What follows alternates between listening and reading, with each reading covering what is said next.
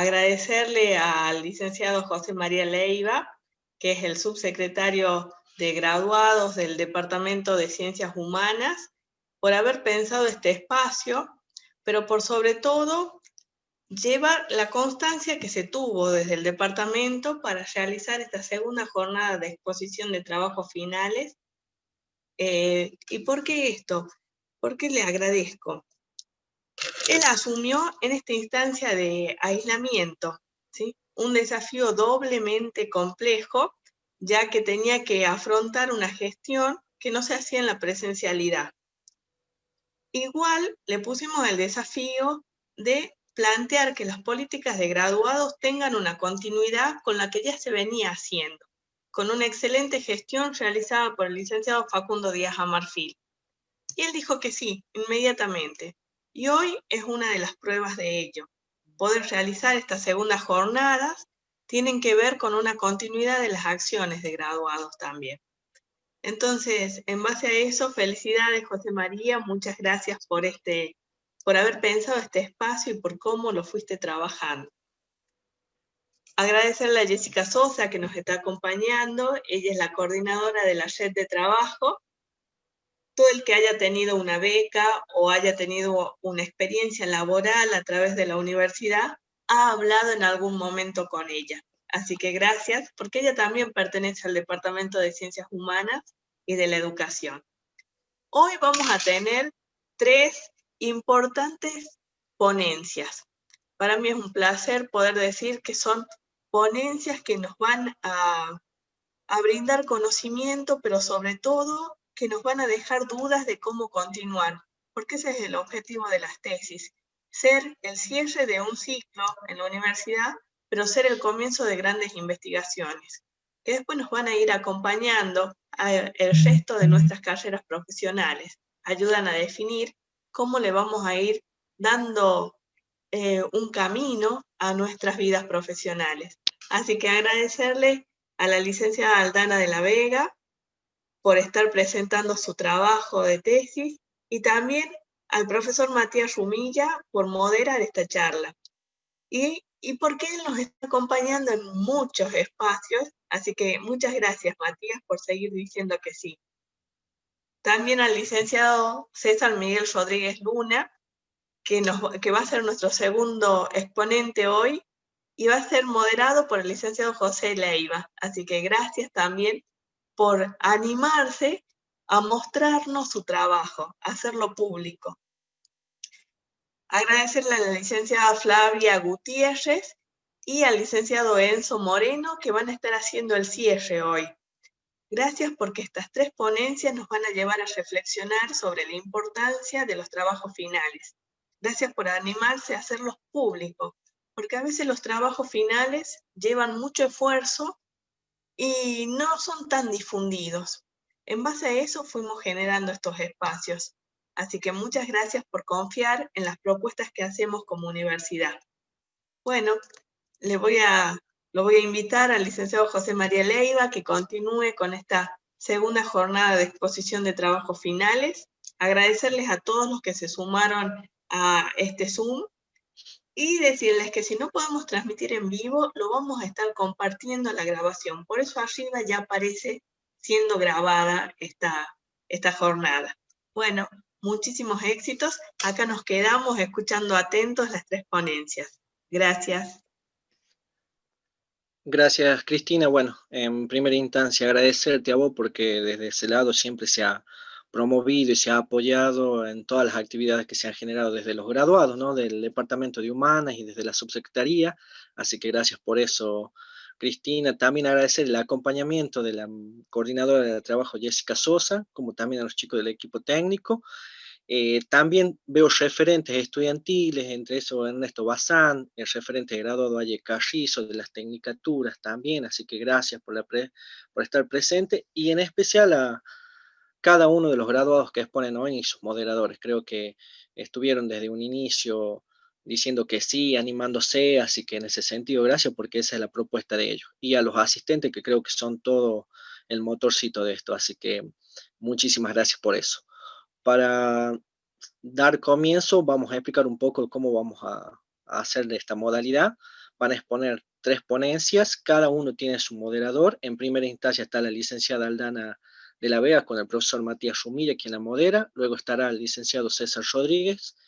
Y por último estará la licenciada Flavia Gutiérrez, quien nos moderará el licenciado Enzo Moreno. Así que sin más preámbulos, vamos a dar lugar a la licenciada Aldana de la Vega. Mati. Hola a todos, muy buenas tardes. Iniciamos con esta primera exposición a cargo de la licenciada Aldana de la Vega. Ella es licenciada en Historia, actualmente es becaria doctoral por parte del CONICET, cuya pertenencia institucional está ligada al Instituto de Estudios Históricos de Córdoba. También es investigadora en el Instituto de Historia y Filosofía de nuestra universidad. Y a continuación nos va a presentar su trabajo titulado El Magisterio en la Periferia, el caso de la Escuela Normal Rural en Chilecito, La Rioja, entre 1910 y 1940. Hola Aldana, ¿cómo estás? Hola, ¿se me escucha bien? Perfecto. Bueno, Mati, muy buenas tardes para vos y para todos los presentes. Para mí es realmente un placer poder compartir estas jornadas con ustedes hoy. Así que me voy a tomar un minutito muy breve para agradecerle al licenciado José Leiva la convocatoria y también a todo el equipo de graduados por gestar estos espacios que son sumamente importantes y necesarios para compartir nuestros trabajos. Así que, bueno, dicho eso, voy a empezar a comentar un poco en qué consistió mi trabajo, que como mencionaste, Mati, se tituló El Magisterio en la Periferia, el caso de la Escuela Normal Rural de Chilecito, La Rioja, entre los años 1910 y 1940. Mi trabajo se constituyó básicamente en una primera aproximación a un fenómeno tan amplio y tan complejo como lo es el normalismo en la historia de la educación argentina, ¿no? Y tuvo como principal objetivo problematizar el rol que estas escuelas normales van a desempeñar en contextos rurales del noroeste argentino durante las primeras décadas del siglo XX. Décadas que, si las pensamos históricamente, un poco para contextualizar, es un periodo de muchas transformaciones a nivel social, económicas y políticas, llevadas adelante por los distintos gobiernos conservadores, que tendieron básicamente a consolidar el Estado y a configurar un modelo de sociedad moderna que el modelo económico agroexportador demandaba en el momento. En este escenario, plantear un sistema educativo amplio y coherente fue una necesidad principal para los gobiernos de aquel entonces. Y es en este escenario, entonces, donde se va a poner en marcha la ampliación de lo que consistió el sistema educativo argentino, pero que fue un proyecto que en sus inicios se encontró con una gran dificultad, que fue la de contar con sujetos capaces de poder materializar este proyecto estatal, es decir, maestros. Y a partir de esta necesidad se comenzó a institucionalizar todo un sistema de formación docente a partir de las escuelas normales. A partir de entonces, el normalismo empezó a copar la escena educativa argentina. De hecho, es un fenómeno ampliamente estudiado por distintas disciplinas, y se va a caracterizar por tener una matriz descentralizada, es decir, que se instaló en las distintas centros o capitales de nuestro país. Hasta ahí era un fenómeno estudiado, ¿no? Pero surgió esta pregunta que se la hace Flavia Fiorucci, una investigadora de la educación, que dice, bueno, hasta aquí ya está estudiado, pero ¿qué pasaba más allá de esos centros?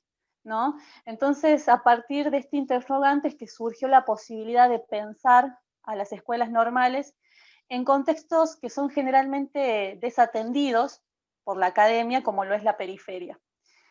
Y si pensamos en estos escenarios periféricos, a su vez, la escuela normal se presenta como un caso paradigmático porque va a escapar a los patrones tradicionales de fundaciones en la época. Patrones que se caracterizaban por estar ligados a la campaña pampeana y a centros con un alto porcentaje inmigratorio. Entonces, en distintos estudios, ¿no?, en la literatura especializada sobre el tema, la Escuela Normal de Chilecito aparece como un caso casi sin explicación de por qué se dio en este periodo o en este contexto particular. Y así se fue planteando el trabajo a partir de este interrogante, ¿no?, que les decía, fue pensarlas en contextos periféricos y a su vez también reflexionar en torno a qué características poseería un magisterio con la inserción local de estas características. Muy interesante lo que configura lo que es el planteo del tema. Teniendo en cuenta, y acá tengo una pregunta, porque cuando hemos pensado esta charla con Aldana, la hemos pensado en un formato conversatorio, sobre todo para dar cuenta de aquellos aspectos que están por detrás, ¿no? La cocina de la investigación. Entonces, una de mis interrogantes era, ¿cuáles fueron tus motivaciones, tus intereses, el grado de implicancia con esa construcción de ese planteamiento temático? Bueno, siempre partimos de este supuesto de que toda investigación está situada históricamente y que está atravesada por distintas dimensiones, ya sea que tengan que ver con el investigador o con el contexto de producción de nuestro trabajo. En mi caso, esta fue una idea que ya venía trabajando con el tiempo y que surgió en un ámbito totalmente cotidiano, lo que uno puede charlar o dialogar con los compañeros, con colegas, y se puso en cuestión la gran impronta que aún mantiene la escuela normal en el contexto de Chilecito y también en el escenario provincial. Entonces, a partir de allí fue surgiendo este interés por pensar primero el fenómeno del normalismo, el fenómeno de la educación en nuestra provincia. Y finalmente esta idea que empezó ahí como una pequeña semilla se pudo concretar en el marco del proyecto de investigación de la doctora Tenti, que lo lleva adelante en nuestra universidad y que versa sobre las distintas configuraciones de las identidades, ¿no?, en plural, riojanas, y que busca abordar todas estas configuraciones, ya sea desde la educación, la política, las religiosidades, en un espectro bastante amplio. Entonces, en este marco, mi idea del normalismo encontró un espacio propicio para pensarlo en clave local. Y también fue la intención de hacer un pequeño aporte a la historiografía riojana, porque cuando comencé a adentrarme un poco en la literatura existente sobre el tema, me encontré con dos escenarios. Por un lado, en un plano nacional, existen explicaciones, pero que se caracterizan por ser visiones macropolíticas, es decir, donde la explicación del fenómeno del normalismo parte de ciertos centros y esa explicación se extiende acríticamente al resto del territorio. Y en el plano local me pasó que, si bien hay estudios muy importantes, no hay una sistematización de esos estudios, se encuentran muy fragmentados. Y de allí tomo una frase de Roberto Rojo, quien dice que en la provincia aparecen datos, pero no hay un desarrollo sostenido de esa información. Entonces, entre esas visiones o esos discursos oficiales extendidos y las ausencias locales, surgió la posibilidad de gestar este trabajo que sea un pequeño aporte a repensar la historia de la provincia.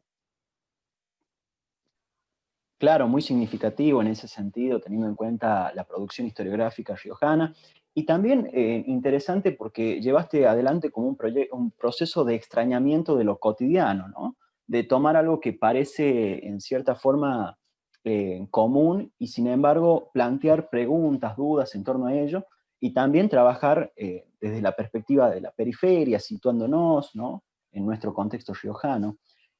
Acá también tenemos otra pregunta relacionada y vinculada a lo que nos venís contando, por ahí tratar de enfocarlo y y reflexionar en torno a lo teórico, a lo metodológico, que sin duda es una parte sustancial de los trabajos. ¿Cómo fuiste elaborando esa cuestión, el marco teórico que está tan hablado, ¿no? Sí, siempre en lo que es el proceso de investigación, el marco teórico se nos presenta como una gran dificultad difícil de abordar. Y en mi caso particularmente consistió en algo gradual de muchas lecturas, y la percepción del marco teórico en sí mismo cambió cuando logré poner el acento en que elaborar un marco teórico no tiene que ver con esta idea de seleccionar, recortar teorías, sino más bien con construir un enfoque teórico. Esta palabra de construcción es clave en este proceso, que sea lo suficientemente flexible y que considere las particularidades de mi objeto de estudio. Así que cuando uno lo aborda desde esta perspectiva, las redes conceptuales, los instrumentos van surgiendo de una manera tan fluida que te permiten abordar la comprensión de tu objeto de estudio desde otro lugar un poco más ameno, ¿no? Quitándole un poco de eso negativo que tiene el marco teórico. En el caso de mi trabajo, yo partí del supuesto general, esta premisa en líneas generales, de que las escuelas normales en estos contextos periféricos se constituyeron en dispositivos pensados en difundir los valores de la civilidad y la modernidad en los contextos periféricos, y que al mismo tiempo constituyeron importantes vías de ascenso social para los sectores jóvenes de estas localidades, con un discurso construido directamente hacia las mujeres, ¿no? Y allí pude adentrarme un poco en este otro gran proceso dentro del normalismo, que es la feminización del magisterio, ¿no? Pero partiendo de esta idea general, una de las principales problemáticas que se plantearon a la hora de pensar en el marco teórico fue cómo abordar la periferia, un concepto que, como dice Carlo Ginzburg, tiene una gran connotación negativa.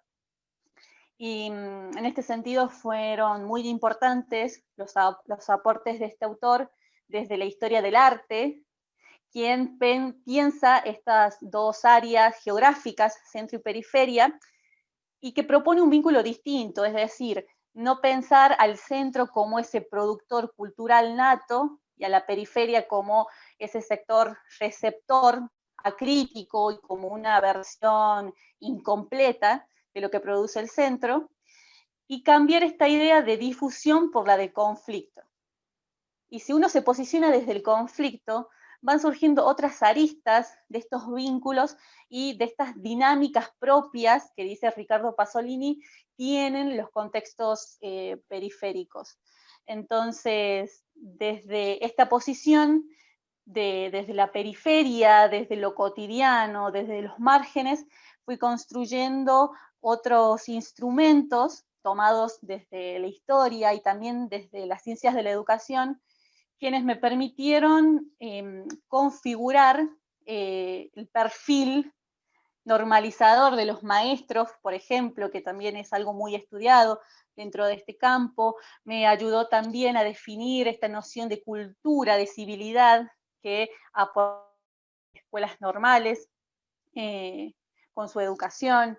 Entonces fue poner el acento en esta construcción de redes que me permitan abordar desde distintos supuestos mi problema de estudio. Excelente, excelente, Aldana. Muy claro para entender cómo construir ese marco teórico desde lo metodológico, desde la historia, tratando también de vincular esos distintos conceptos y por ahí de construirlos de esas perspectivas peyorativas que tenemos sobre ellos. Otra pregunta muy interesante y uno de los ítems probablemente más fuertes del trabajo del historiador o de la historiadora es el trabajo con las fuentes. ¿Qué nos podrías contar en relación a ese abordaje? Bueno, el trabajo con las fuentes, como decís, es clave en el quehacer del historiador. Y en este sentido, yo creo que fue uno de los grandes desafíos de pensar un trabajo histórico en clave local por estas mismas cuestiones que estaba planteando anteriormente. Es decir, hay datos, están presentes, pero se encuentran muy fragmentados.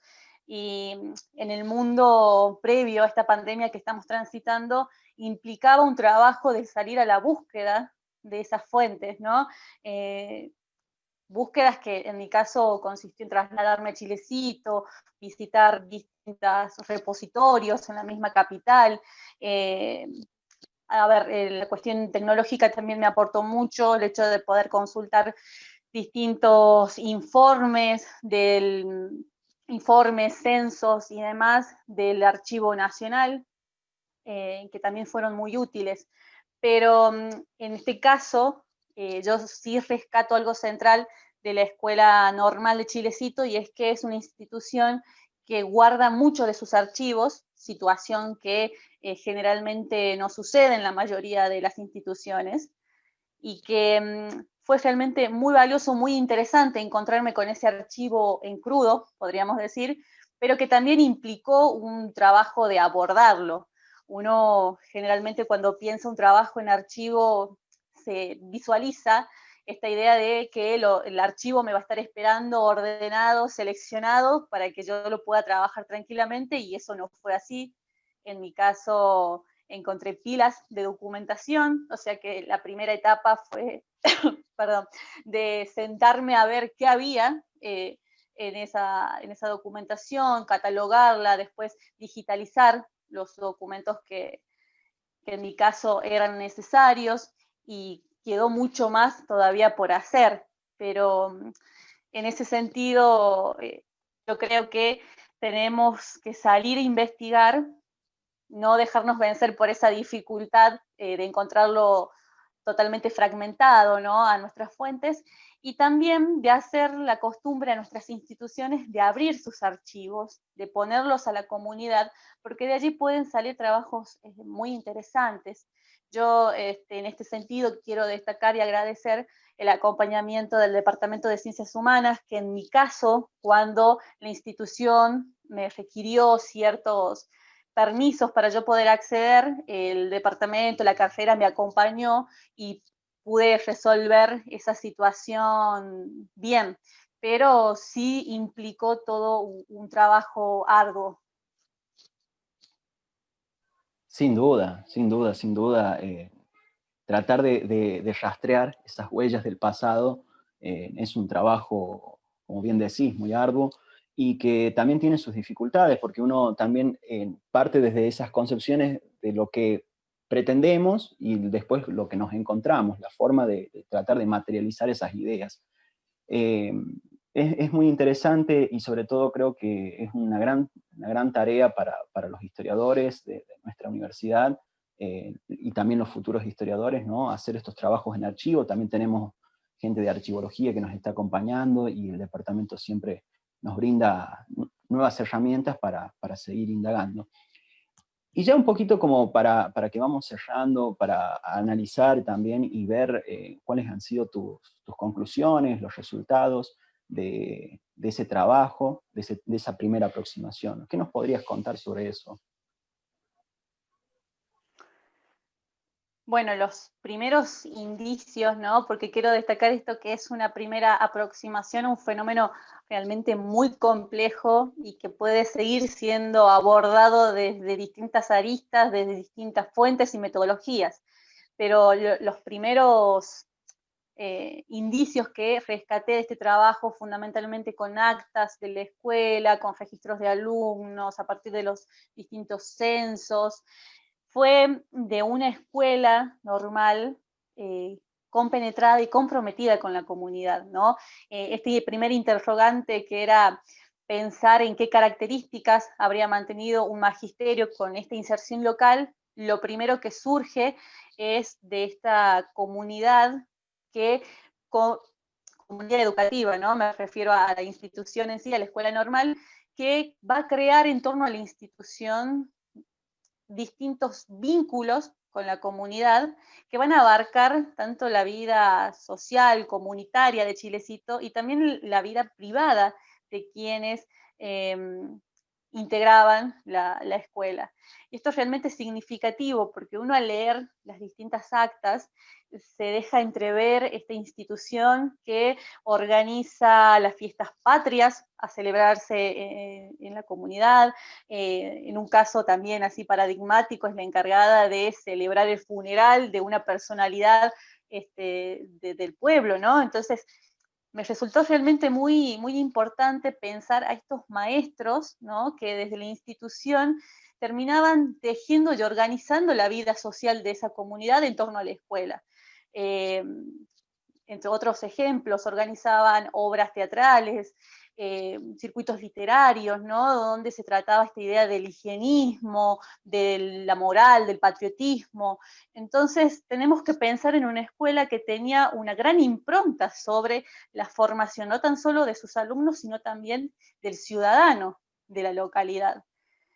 Y acompañado a todo esto, también vemos que en las fuentes sale explícitamente que el objetivo de estas escuelas, además de tejer esta sociedad con los valores modernos, fue la de formar jóvenes arraigados a sus contextos locales y que fueran conscientes de las necesidades de la población, ¿no? Y también surgen otras líneas interesantes para seguir investigando, que tiene que ver con aspectos más bien implícitos, pensando en que el normalismo se pensó como una gran corriente homogeneizadora, con una matriz descentralizada, pero que fue un discurso que en el fondo presentó ciertas tensiones que las podemos identificar con la materialidad. De hecho, uno de los grandes problemas que va a tener que enfrentar la escuela normal fue la de poseer un edificio propio, donde la misma comunidad se va a hacer en la búsqueda de un terreno para no perder a su escuela. O sea, ahí podemos dimensionar los estrechos vínculos establecidos. Y también de que se hace mención a cierto escaso capital cultural de las personas que asistirían a la escuela, mencionando esta idea de que joven riojano es una semilla buena, pero que necesita más trabajo para que diera frutos, se deja entrever otras cuestiones implícitas y que tensionan este discurso democrático y descentralizado del normalismo, ¿no? Tensiones que surgen cuando uno pone el foco en este tipo de escuelas en contextos diferentes a los habitualmente estudiados. Así que ese más o menos es el panorama que uno pudo ver en este tratamiento de las fuentes y que, insisto, es un tema que no está agotado, ni mucho menos. Este es solo una pequeña mirada a todo lo que puede haber en el fondo. Claro, muy interesante, sobre todo en esta cuestión de que la escuela es como que va marcando el calendario, ¿no? Es como que va marcando la agenda de la vida social de la comunidad, y cómo también se van tejiendo esas relaciones, esos vínculos, esas tensiones, esas relaciones de poder, que al día de hoy se siguen visualizando, ¿no? O sea, entender la educación es un tema sumamente vigente, hoy en la virtualidad, no cambiando su modalidad, pero tratar de analizar también esas continuidades es muy valioso. Yo te hice una pregunta ayer o antes de ayer cuando estábamos hablando con respecto al tema y tenía que ver con esto, ¿no? ¿Cómo lo ves en un futuro? ¿Cuáles son las proyecciones? Porque, como bien dijo Cristina en una primera instancia, lo valioso de estos trabajos es que después se puede seguir profundizando y lo fructífero de un trabajo es la posibilidad de seguir repreguntándonos. Eso habla de que la investigación no está agotada y que tiene mucho potencial. ¿Cómo lo ves en un futuro? ¿Cuáles son tus perspectivas para más adelante? Qué dilema ese, ¿no? Qué tema, porque justamente te respondía que es un tema sumamente complejo y que necesita ser estudiado también para posicionar a La Rioja en los debates nacionales sobre el normalismo, que no hemos estado tan presentes como sí otros centros, ¿no? Hablando en términos de centros y periferias. Pero, a ver, yo, como les comentaba, en la misma Escuela Normal de Chilecito queda muchísima documentación esperando a ser abierta y trabajada. Y así como puede suceder allí, también puede estar pasando en la capital, en la Escuela Normal de la capital, y en la misma OLTA, que son las 3 primeras escuelas normales de este periodo. Después se van a proceder a las fundaciones de otras instituciones, pero estas son las principales de este periodo que estábamos tratando. Yo me encantaría decir que a futuro, con todo el capital, el recurso humano que tiene la UNLAR, que tiene el Departamento de Humanas, tanto de las carreras de Historia, como de Ciencias de la Educación, como los chicos de Psicopedagogía y gente de archivos, podamos armar un proyecto que nos nuclee y salir a estudiar el normalismo en la provincia, que me parece que es un campo muy interesante y que tiene aún muchísimo más por dar. Un super proyecto. Podemos armar un super proyecto. Bueno, que nos nuclea a todos. Queda la propuesta acá para la gente de graduados que nos está acompañando y que le agradecemos de corazón a José María, a Cristina, que nos hacen el aguante siempre. Estamos de 10 con el tiempo, no sé cómo venimos, Perfecto. José. Excelente, Matías, excelente. No sé si hay alguna duda de los asistentes como para que cerremos y damos paso a las otras ponencias. Exacto, si alguien quiere hacer una pregunta y ahí cerra, Matías, tenemos tiempo para una preguntita. No sé si quedó alguna duda en particular con respecto al marco teórico o al tratamiento de las fuentes. Sí. No sé si me escucha. Buenas noches. Hola a todos. Aldi, una consultita. ¿Qué en tu investigación tuviste alguna relación o una acercamiento con la escuela normal de la capital? ¿O hay una relación entre estas dos instituciones? Si existió. Bien. En la documentación, en lo que yo pude trabajar, no. No. Al menos en estos primeros años, estoy hablando desde 1910, las primeras décadas, la comunicación central de la Escuela Normal del Chilecito era con Nación a través de los distintos interventores. En ningún momento se plantea algún tipo de contacto con la Escuela Normal de Capital. En esta primera etapa. Desconozco si en una etapa posterior, ya más consolidada, pudieron establecer otros vínculos. Gracias, Aldi. No, buenísimo, por favor, Tito. Buenísimo. Bueno, no sé si hay alguna otra duda en particular, si no ya vamos cerrando esta primera ponencia. Bueno, agradecerle a Aldana por este tiempo que nos has dedicado y por tu explicación súper clara. Y bueno, a toda la gente de graduados que hizo posible esta charla. Me parece que es un espacio sumamente valioso. No sé si quedó alguna otra duda, si no ya vamos pasando a las próximas ponencias. Bien, Matías, una sola pregunta creo que tal vez le haga a la mayoría de los chicos. ¿Qué consejo le darías a todos aquellos estudiantes avanzados, tesistas, que ya están en su transcurso de su trabajo final, como experiencia más que todo? Eso, para hacer un cierre más que todo, Aldi.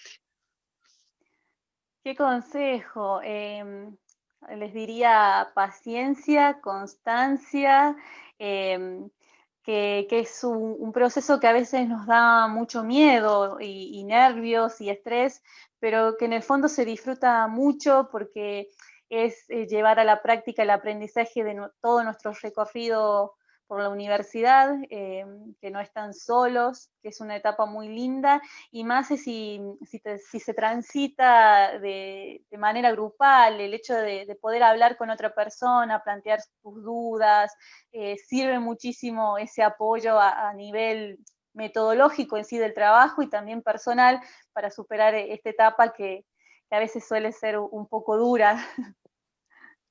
Y más en estos contextos de virtualidad. Sé que muchos están transitando esta etapa así que paciencia y ánimos, que se puede y que es muy lindo llevarlo adelante. Perfecto, Aldana. Gracias. Muchísimas gracias. No, Muchísimas gracias a ustedes.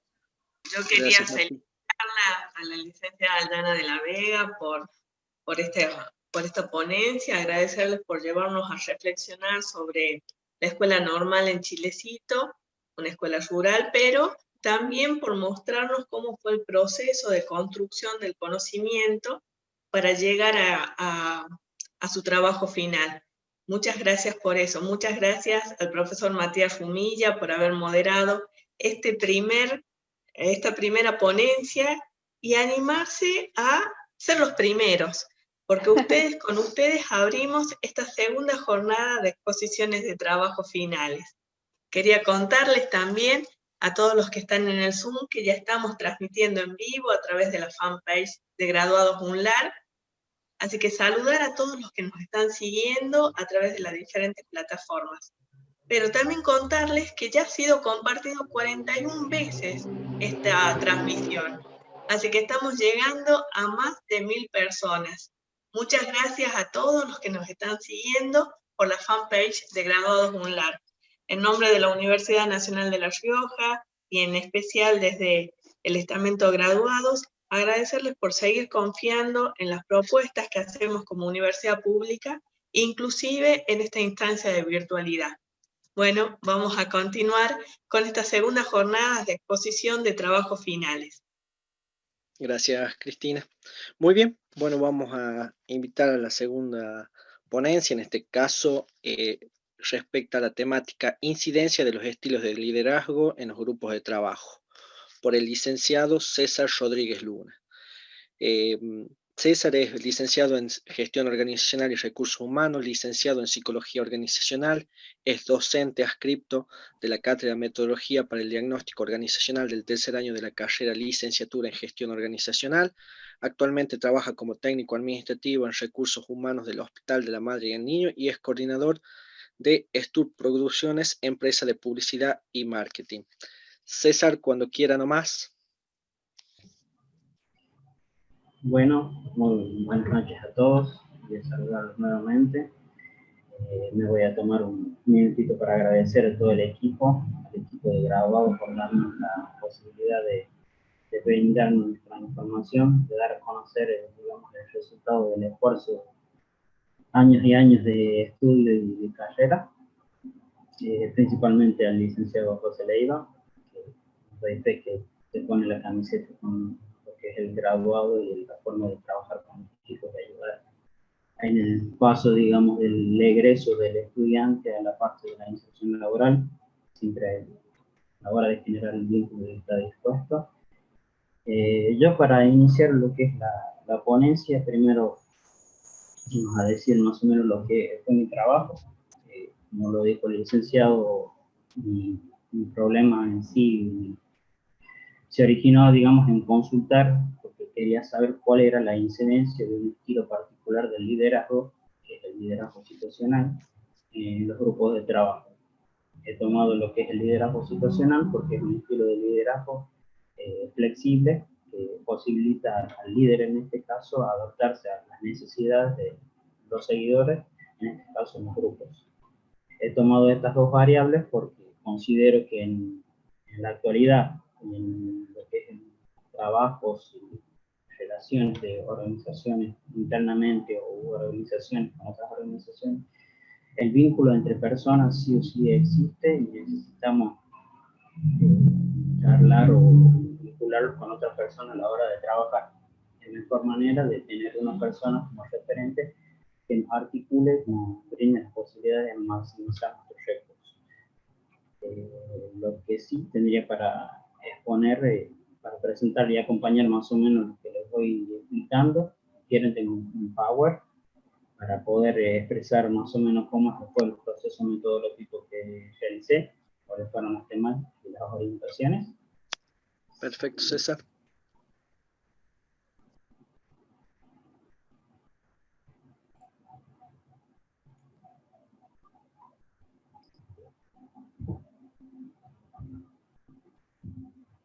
Bueno, en este caso, en primera instancia, lo que es el trabajo final, que en nuestra carrera, digamos, tenemos un taller en cuarto año, que es el taller de metodología trabajo final, en donde un grupo de profesores nos brinda el asesoramiento teórico para poder realizar nuestro trabajo. Podemos optar por trabajar con uno de esos profesores, buscar un asesor, tiene que ser un asesor lógico y un asesor metodológico, para poder dar comienzo a la estructuración, digamos, del contenido. En mi caso, como les comentaba, yo necesitaba, primeramente, para hacer una investigación, hacerme una serie de interrogantes de una organización particular, que necesariamente nosotros nos vinculamos con una organización y conocemos su situación actual, digamos.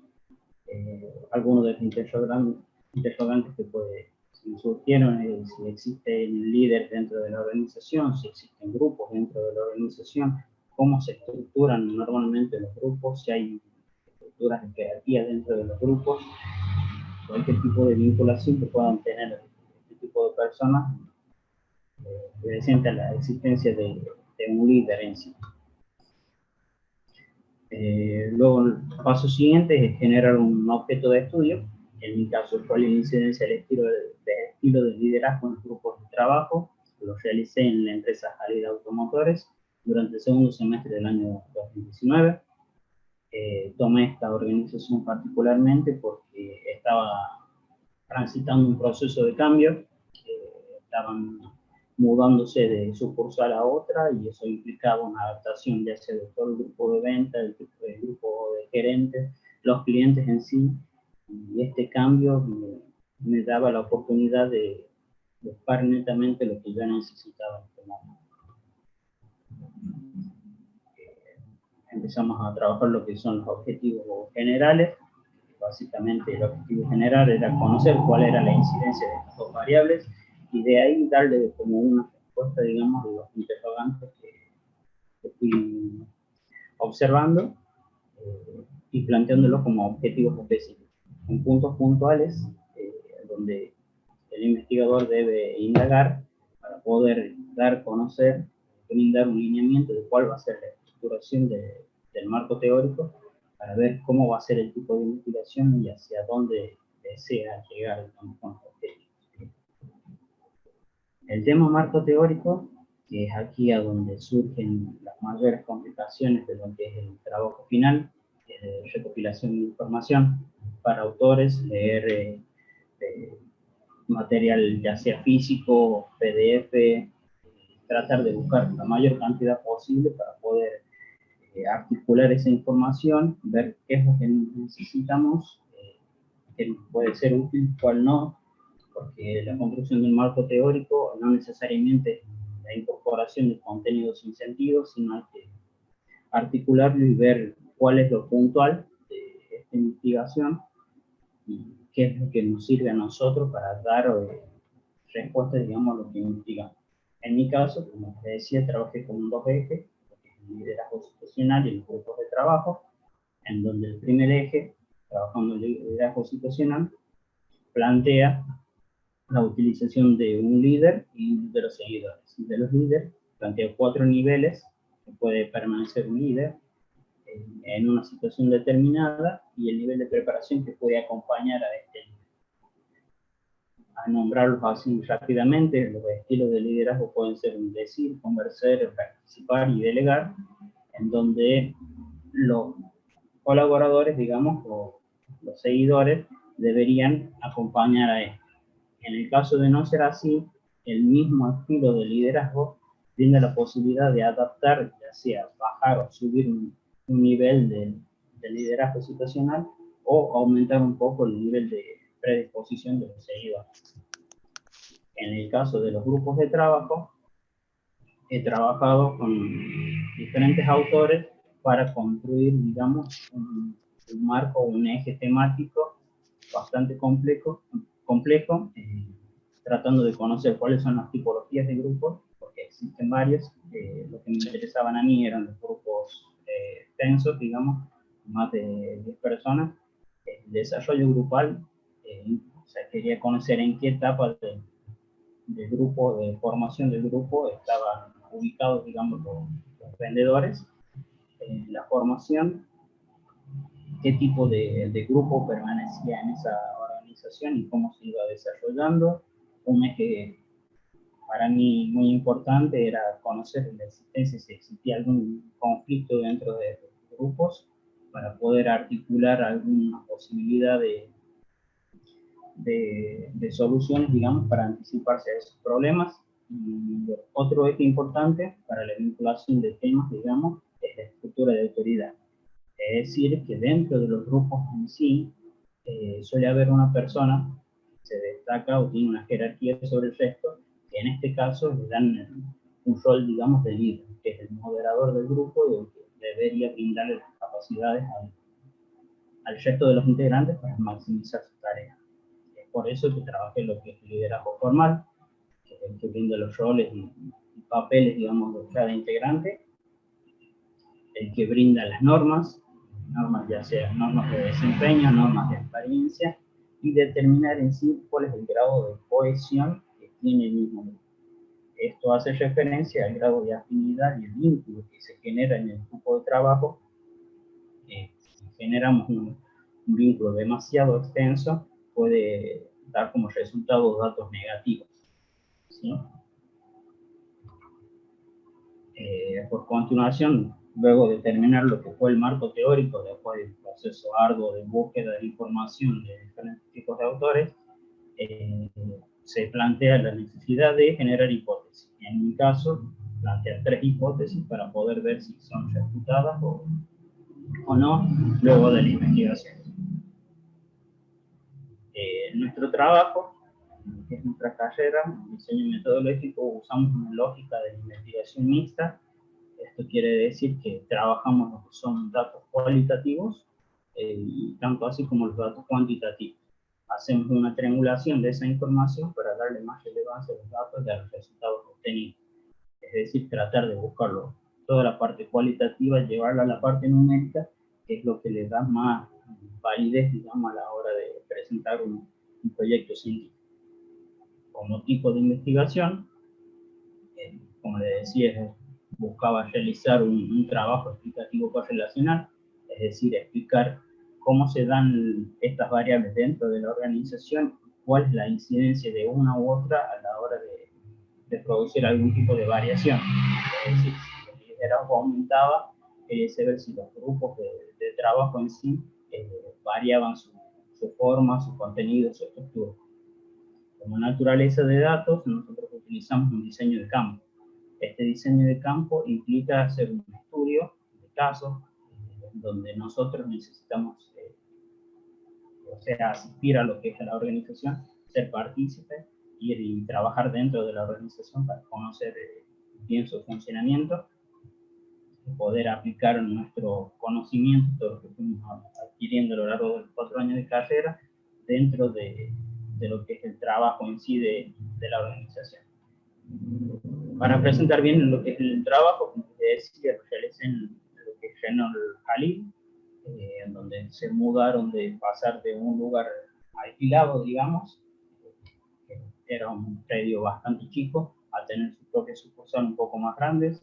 Le dejo un video para que vean cómo fue la creación de este espacio, pero a pesar de ser una estructura muy grande, el número de personas que trabajan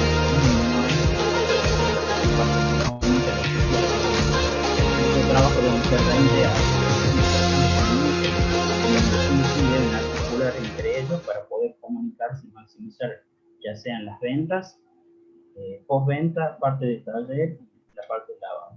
En sí, la agencia trabaja con 2 grupos de ventas, un grupo de plan y un grupo de venta directa, digamos, que manejan operaciones distintas, pero a la hora de compras y facturaciones tienen un encargado que los dirige.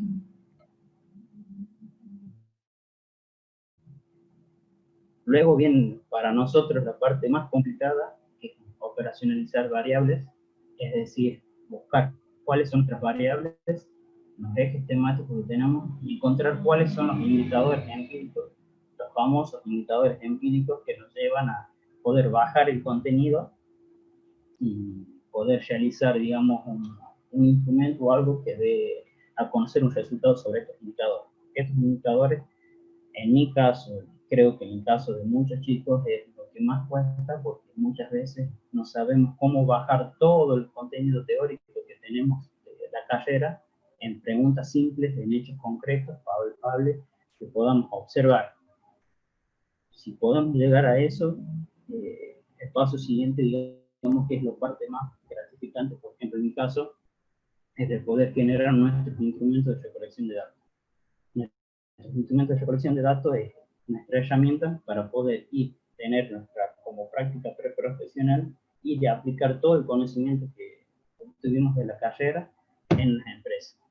En mi caso, trabajé utilizando diferentes instrumentos para poder hacer una triangulación de información, ya sea que de un indicador empírico no se encuentre solo en un instrumento, sino en dos, para que ese tipo de respuestas o información que obtenga se pueda validar o refutar una con otra. En mi caso, trabajé por cuestionarios autoadministrados dirigidos al personal de ventas, digamos, entrevistas formales al gerente, diagnósticos de prácticas de retroalimentación, eso hace referencia a que es la comunicación, cómo se retroalimenta la comunicación, y fue realizado tanto al grupo de ventas como a los gerentes. Luego de eso viene el análisis de datos. El análisis de datos es donde tenemos toda la información que pudimos recolectar de los instrumentos. A veces, si tenemos suerte, estos datos pueden ser completos. Hay ocasiones en que se producen que vamos a realizar un estudio, a tomar información. Las personas que están ahí o están ocupadas tienen otro tipo de mirada con nuestro trabajo final, no nos dan tanta importancia, no responden algunos instrumentos. Al responder o no, nosotros tenemos que tabular toda la información, porque una respuesta que no esté, digamos, es un dato que debe ser trabajado. En mi caso, la parte de lo que es liderazgo institucional, trabajo con la ventana de Johari, donde grafica, digamos, la ubicación de lo que es el líder y el seguidor, cuál es la brecha que existe entre uno y otro, y cuál es la posibilidad que tienen para achicar esa brecha y que puedan trabajar de manera óptima. El grado de retroalimentación trabaja los tres niveles principales, digamos, el nivel operativo, el nivel gerencial, el nivel medio, perdón, y el nivel gerencial, para ver cómo fluye la comunicación tanto a nivel ascendente como a nivel descendente. Luego de trabajar todo este tipo de contenidos, tenemos la información necesaria para hacer una contratación de hipótesis.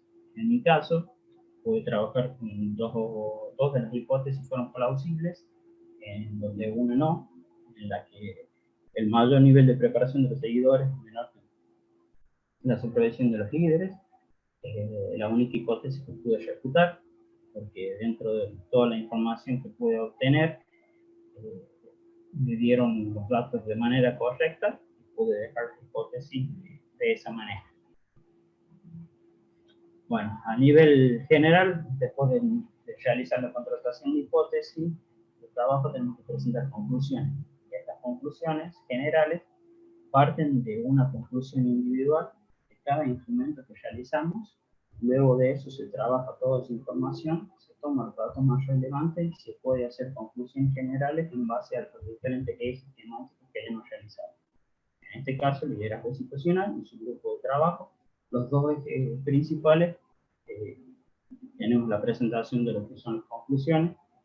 En este caso tenemos el liderazgo situacional y el grupo de trabajo, digamos que es una complicación en la parte comunicacional, para no ahondar tanto en la parte temática, los que los posibilita generar proyectos de intervención, porque a la hora de realizar nuestro trabajo tenemos como finalidad brindar un proyecto de intervención, de aportar, digamos, o brindarle a las organizaciones una herramienta para que puedan trabajar, en el caso que sea necesario o no, opcional, de que ellos puedan ver cuáles los resultados que tuvimos, cuál es para nosotros la alternativa de soluciones que pueden aplicar para poder mejorar o anular ya sea los problemas, complicaciones o desviaciones que tengan sobre planificación por diferentes tipos de ejes, en este caso la comunicación, y detallamos lo que es el proyecto de intervención bien puntual, teniendo en cuenta objetivos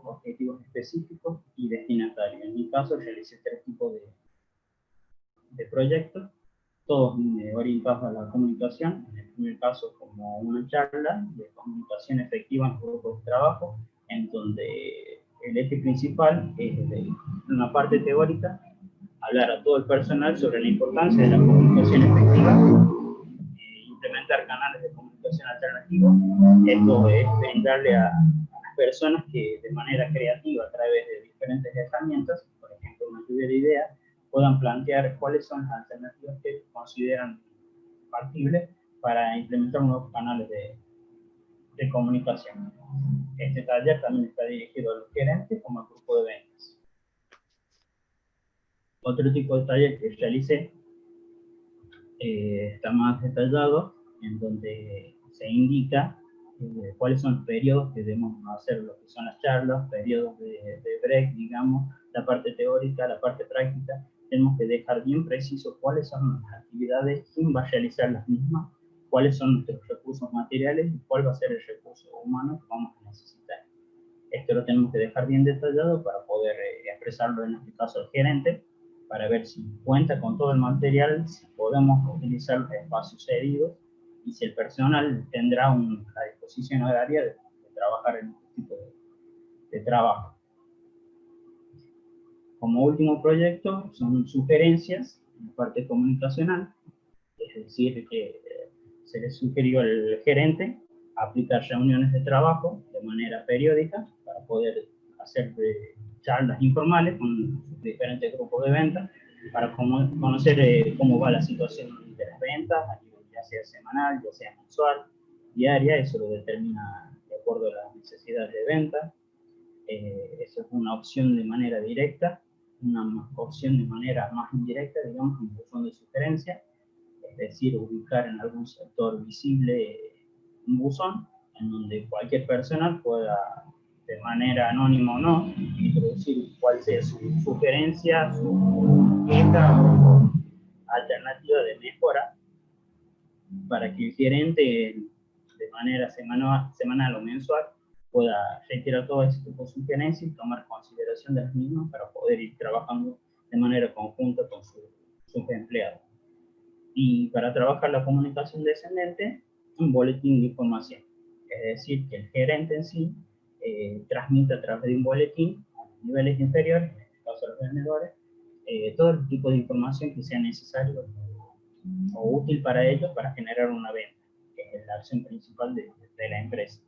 Datos como precios nuevos de vehículos, algunas promociones, algunos descuentos que se pueden hacer, ese tipo de información, bajar de manera como un boletín, de manera lo más diaria posible, para que todos los vendedores cuenten con toda la información a la hora de realizar su trabajo. Y por último, me quedo con esta frase: todos tus sueños pueden hacerse realidad si tienes el coraje de perseguirlos.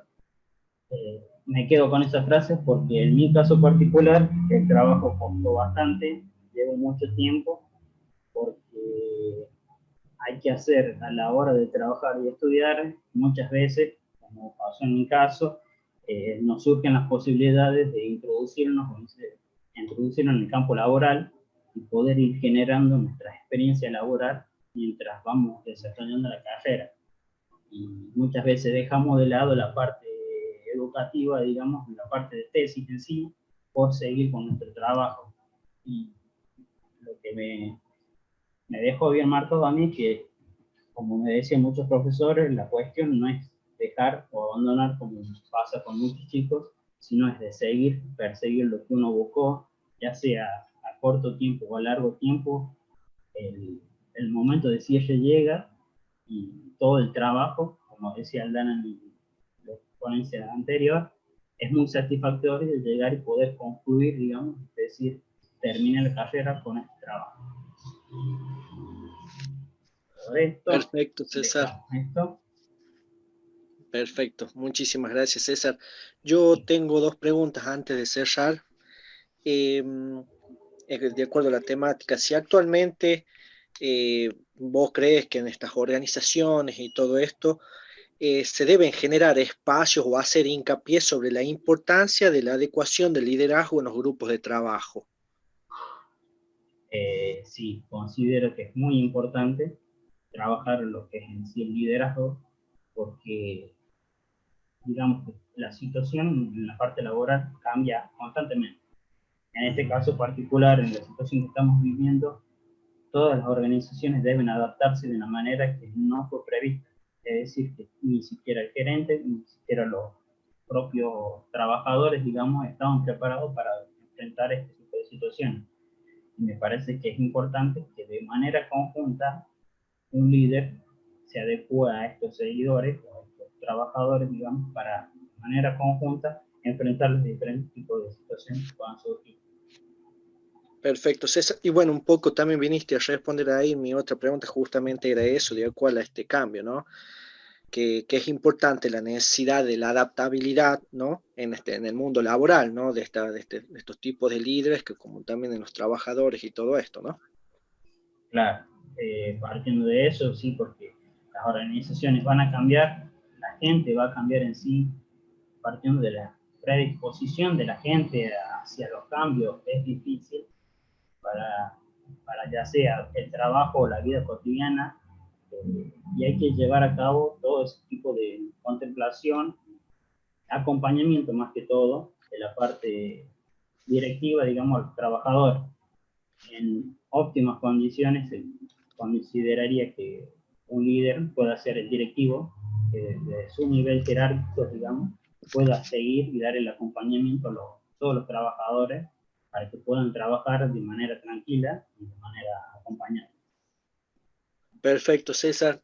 Muchísimas gracias, César, por tu compromiso, la participación, porque sé que también te hiciste tiempo desde tu trabajo, así que gracias por eso, César. ¿Sí? No, gracias. Muchas gracias a todos por brindarnos este espacio, y te voy a robar la preguntita de la vez pasada y dejándole un consejo a los chicos de que si tienen un trabajo, continúen.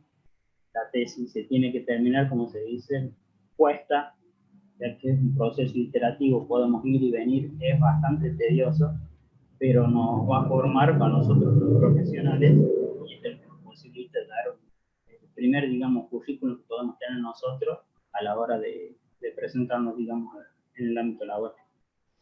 Perfecto, César. Muchas gracias. Bueno, vamos a dar lugar a la última ponencia del día, en este caso que responde a la licenciada Flavia Gutiérrez y moderará el licenciado Enzo Moreno. Enzo, cuando quiera. Muy bien, bueno, buenas noches a los presentes, buenas noches a los que nos están viendo por Facebook también, desde la página de graduados. Y bueno, lo que nos convoca hoy, un trabajo final de grado, de una amiga, de una compañera y de una hoy colega, así que tengo el gusto y el placer de presentarlo. Un trabajo denominado la transición del nivel primario al nivel secundario, una experiencia de articulación o de desarticulación. Te cedo la palabra, Flavia. Hola, buenas tardes. Bueno, antes que nada le quiero agradecer al licenciado José Leiva por la convocatoria para poder dar a conocer mi trabajo final, ya que es un sacrificio que tenés que hacer como estudiante para poder realizarlo, y bueno, en mi caso particular, que lo tuve que realizar sola por cuestiones de distancia, y bueno, que darle aliento a los chicos que no es imposible y que bueno, es cuestión de esfuerzo y de voluntad. Bueno, mi tesis básicamente se trató en este proceso de transición por el que transcurren los chicos cuando egresan del primario e ingresan al nivel secundario, teniendo en cuenta que este proceso de transición no solo ocurre a nivel académico, sino que también viene acompañado con una cuestión de otros cambios, de otras transiciones que vienen haciendo los chicos por la edad. que están en su plena adolescencia. Entonces podemos hablar también que están haciendo transiciones desde lo psicológico, desde lo físico, desde lo morfológico, desde lo biológico. Entonces es mucho más complejo de lo que por ahí se puede pensar o creer. Y es necesario realizar un acompañamiento desde lo afectivo a estos niños en proceso de transición, teniendo en cuenta que se producen cambios tanto curriculares, de nivel, de compañeros, de institución. Son numerosos cambios que hacen a esta transición. Entonces, ¿no? Desde mi postura pensaba de problematizar esta situación real y mirarla desde una perspectiva que se pueda investigar. Entonces me preguntaba cómo es este proceso de transición, ¿no es cierto? ¿Qué factores influyen en este proceso? ¿Qué factores externos a los chicos influyen e internos, tanto institucionales como de ellos? ¿Cómo se sienten ellos al ingresar a una nueva institución? Teniendo en cuenta que nosotros venimos viviendo transiciones desde todos los cambios de nivel desde el inicial al primario, en este caso el que yo elegí particularmente primario y secundario, y posteriormente tenemos otros cambios que es como el del nivel secundario al universitario, que también es otro proceso que queda ahí latente para poder después investigar. Entonces, me pareció muy importante hacer hincapié en este proceso, que nos lleva a nosotros como psicopedagogos a poder intervenir generando nuevas herramientas, brindando nuevos conocimientos, habilidades y capacidades para poder intervenir, generando distintos tipos de intervenciones a través de proyectos, acciones, también teniendo en cuenta siempre las características del grupo con el que se va a trabajar y con toda la comunidad educativa. Bueno. Perfecto, Flavia. Estaba justamente recién escuchándote, vaya tema el que has elegido y mucho más para la psicopedagogía, ¿no?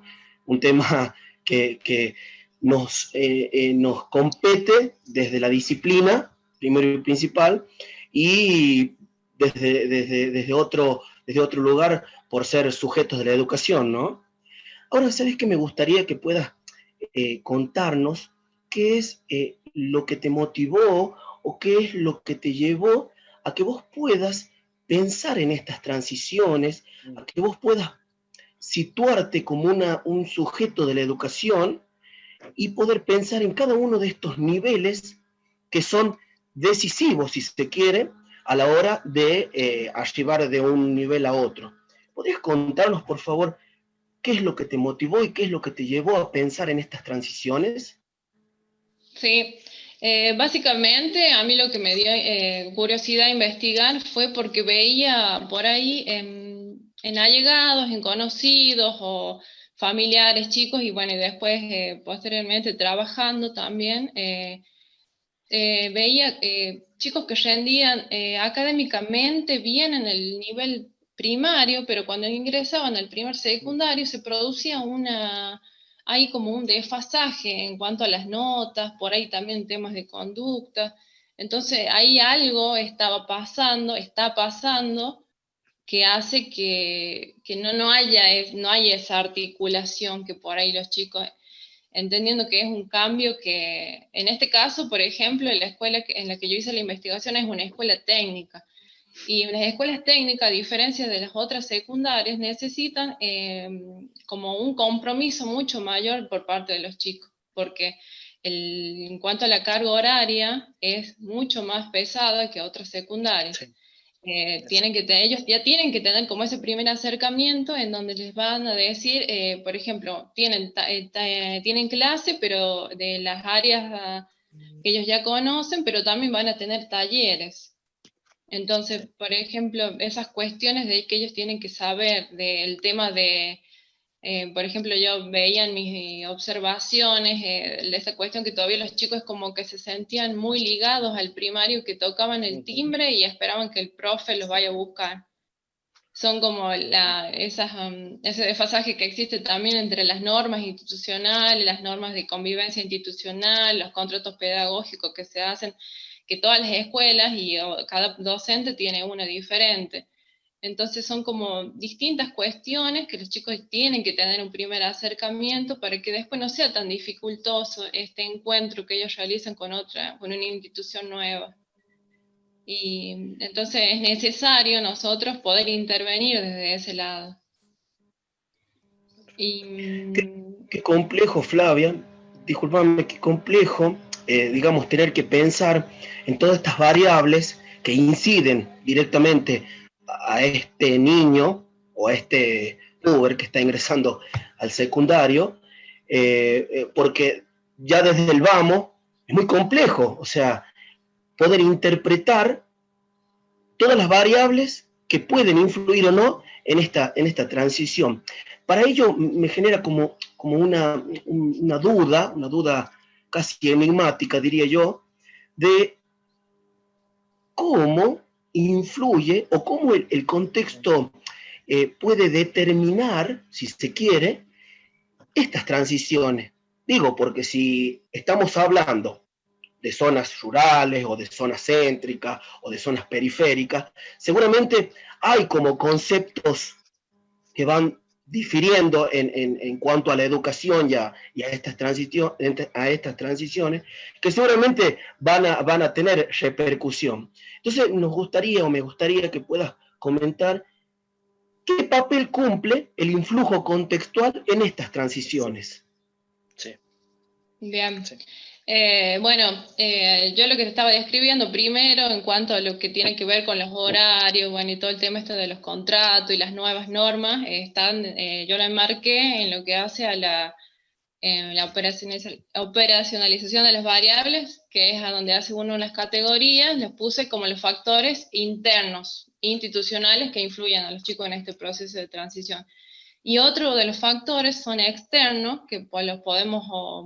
los caractericé como los sociales y culturales. En este caso, la zona donde se encuentra inserta la escuela es una zona urbana, rural, digamos, en donde la mayor parte de los padres de estos alumnos trabajan en agricultura. Entonces, lo que yo también podía observar es que como que está sobrevalorada la cultura del trabajo por sobre la educación, que no está mal, está perfecto, pero que estos chicos a esta edad y en este momento de su vida tienen que tener centrado digamos, el sentido de terminar el secundario, de educarme, de estudiar, y después el trabajo. Pero también eso está bien generado por el contexto y por la cultura de los chicos. Entonces también volverlos a ellos a ponerlos en lugar de estudiantes, primero de estudiante y después soy el resto, en la escuela. Entonces, la importancia esta de también tener en cuenta los valores que los chicos traen desde su casa, de su cultura, de la escuela, y ayudarlos a ellos a aclarar para que puedan ellos también, digamos, valorar el estudio y el sacrificio de ellos de ir a una escuela, de poder concluir sus estudios. Flavia, ¿pensás que los contextos rurales o urbanos tienen como una demarcada conceptualización de la educación como para suponer o hipotetizar que el fin de la educación termina en un nivel secundario? Entonces, por ahí es importante preguntarte si es determinante el contexto educativo como para pensar en estas transiciones. ¿Podrías aclararnos eso, por favor? Sí, totalmente, que son influenciables en los procesos de los chicos, porque los chicos al estar cruzando este proceso de transición, ante cualquier dificultad que tengan, que no comprendan o que se les realice complejo a ellos resolverlo solo, tienden a desertar. Entonces, después de la escuela, ¿qué está? El trabajo. Entonces está como esta segunda opción, que si no estudio, trabajo.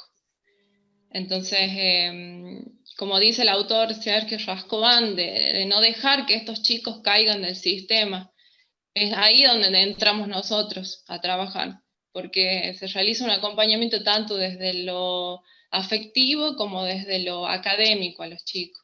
En no dejar que estos chicos caigan en el sistema y quedan como esos tildados, como los nini, que los suelen llamar, los que después ni trabajan ni estudian. Entonces también ahí nosotros podemos realizar esa intervención antes de que se produzcan estas cosas como el abandono de la escuela o repitencias en muchos casos. Claro, Flavia, sí, seguramente que el resultado es ese. Y podrías por ahí mencionar si conoces por ahí estudiantes de la zona en la que realizaste tu trabajo final, que han como recaídos en estos niní, diría Rascován, o pensás que hay un cambio que los posicione en otro lugar, si se quiere, tanto de la familia o de los que están inmersos a esta transición? No conozco particularmente de esa escuela, pero sí desde el contexto de donde vivo, de casos reales que uno sabe, que siempre conoce, que cuesta a los chicos después de cierta edad de volver a iniciarse en estudiar, terminar el secundario, que ahora es fundamental para todo, y que también hoy la cuestión laboral también es otra dificultad, entonces como que ellos quedan en la nada, quedan ahí. Y bueno, y es importante para nosotros poder intervenir desde la prevención. Perfecto. Flavio, me gustaría conocer cuáles fueron a las conclusiones, cómo arribaste, cuáles fueron los resultados, si se quiere, de este trabajo final. ¿Podrías mencionar algunos, bueno, aunque sea? Sí, bueno, uno de los más importantes para mí es la falta del proyecto de articulación que se debe realizar entre ambos niveles y no es con el fin de desligar responsabilidades ni de responsabilizar más a un nivel que a otro, sino que es algo que se debe trabajar en conjunto entre todos los niveles. Yo básicamente hago hincapié entre el nivel secundario y el primario y el secundario. Y bueno, que hay una necesidad de conocer acerca de qué es un proyecto de articulación, de cómo se planifica, cómo se ejecuta y cómo se lo evalúa, para después tener posibles resultados. Y también entendiendo que no generalmente yo realice un proyecto de articulación para intervenir hoy en cierta institución, me va a servir para el año, para otro grupo, porque también va a depender mucho de las características de los chicos con los que yo trabajo. Por eso es necesaria la articulación, la comunicación tanto del primario como con el secundario, para poder aunar criterios y de ese modo trabajar en conjunto.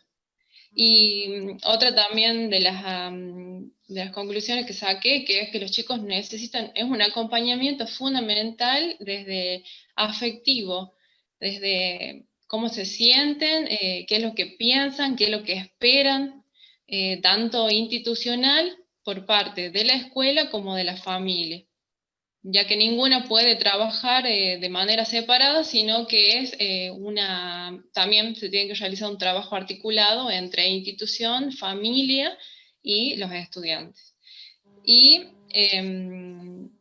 también concluyo diciendo que los factores externos, como los culturales y los sociales, y factores internos institucionales como la carga horaria, el tema de las exigencias que requiere una escuela técnica, influyen totalmente en un proceso de transición.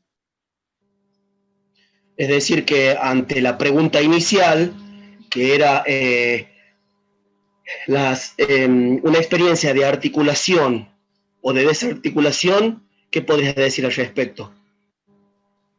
Claro, ahí para mí queda abierta la pregunta todavía, porque es a dónde podemos ver todavía, dónde hay articulación y podemos ver qué estamos haciendo también para articular. Perfecto, sí. Bueno, Flavia, para finalizar, te voy a hacer la última pregunta, que es que no puedo no hacértela porque nuestra disciplina responde a lo humanístico, y me gustaría saber cómo te sentiste en el transcurso desde que iniciaste con el anteproyecto, o mucho antes aún, desde que generaste la idea de la que hoy nos está exponiendo. ¿Cómo te sentiste y qué es lo que le dirías a todas estas personas, a todas estas chicas y chicos que están iniciándose o terminando ya con las últimas materias en lo que es una carrera de grado? ¿Qué le podrías decir vos? Y bueno, yo tuve bastantes dificultades para realizar mi tesis por diferentes motivos, porque también a veces se dificulta a la hora de buscar asesores y también de realizar el tema del anteproyecto, pero una vez que lo pude realizar es como que también es lo que yo les quería decir a los chicos, que hacerlo solo también tiene sus pros y sus contras, ¿no? Que uno al hacerlo solo maneja sus tiempos, sus disposiciones, va al ritmo que uno quiere y puede. A diferencia de hacerlo con otro, por ahí se dificulta que tenés que aunar criterios, que tenés que ver tiempos, espacio y otras cuestiones. Entonces también animarlos que en el caso de que no puedan hacerlo por una u otra razón con alguien más, poder realizarlo solo, porque no es imposible. Sí tiene el doble de trabajo, un doble de esfuerzo, pero que sí se puede. Perfecto, Flavia. Bueno, muchas gracias. No sé si hay alguna una pregunta, alguna inquietud que le podamos hacer a Flavia.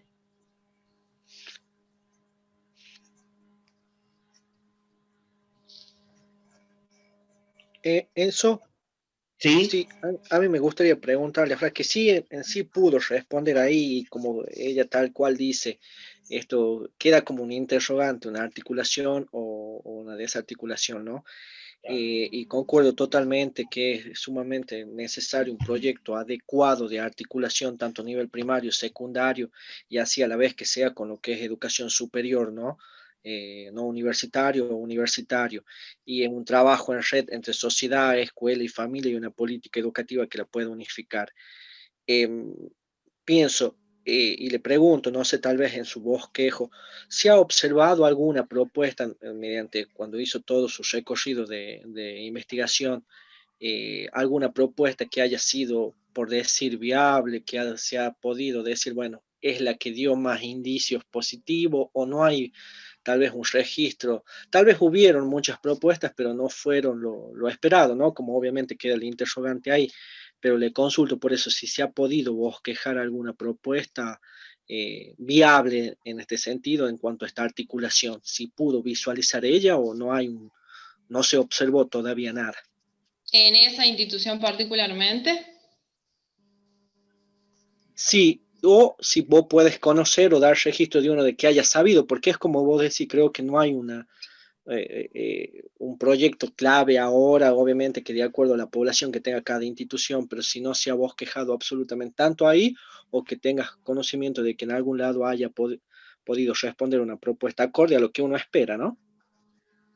claro, sí, no, bueno, en esta institución particularmente es como que quedó ahí en proceso el proyecto, pero siempre se hace hincapié más que todo en el paso del secundario al universitario. Ahí sí hay muchos proyectos que hablan de articulación, en los que los chicos ya tienen un primer acercamiento a la universidad, a las carreras, a lo que ellos pueden elegir, pero en el nivel, en proyectos que hablen directamente desde articulación del nivel primario al secundario, no. En esa Gracias, institución particularmente. gracias, Fla. No sé, Enzo, si ¿Hay otra pregunta de los chicos? Sino ya para cerrar. Bueno, vamos a ver si hay alguna otra pregunta. Bueno, muchas gracias, muchísimas gracias por su tiempo, muchas gracias por su atención.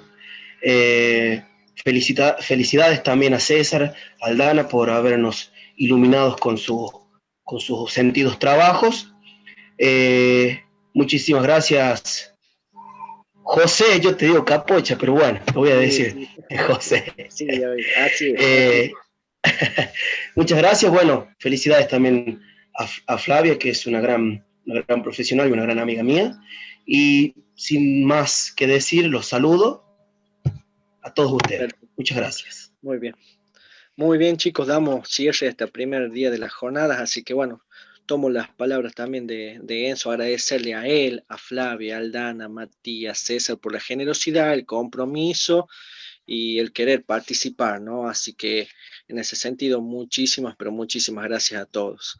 Gracias Cristina, gracias a Jessica, gracias a los que están, a los asistentes que son el motor, creo, de esto, y a los que nos están siguiendo en vivo por la fanpage. Así que muchísimas gracias y seguramente mañana nos encontramos también a las 19 ya para la última jornada del día, que tenemos 2 expositores. Así que muchísimas gracias a todos y seguramente ya nos estaremos encontrando. ¿Sí? Gracias, gente.